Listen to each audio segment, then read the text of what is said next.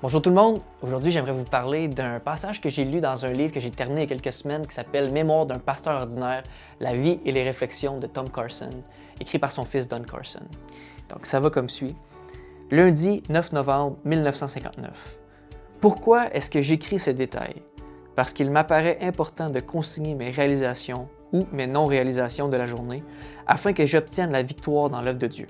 Mon plan actuel exige 4 heures d'études pour mon ministère de prédication et d'enseignement les matins, au moins 2 heures et demie de visite dans l'après-midi, plus utiliser le temps qui reste soit pour étudier davantage ou pour le consacrer au travail relatif aux visites.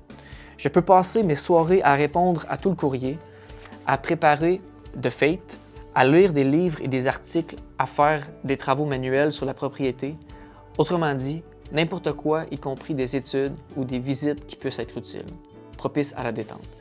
La prière, la source principale de la force de tous, doit nécessairement être faite aux premières heures de la journée, au cours de la soirée, autour de l'heure des repas, sans empiéter sur ce ministère d'enseignement, de prédication et de visite.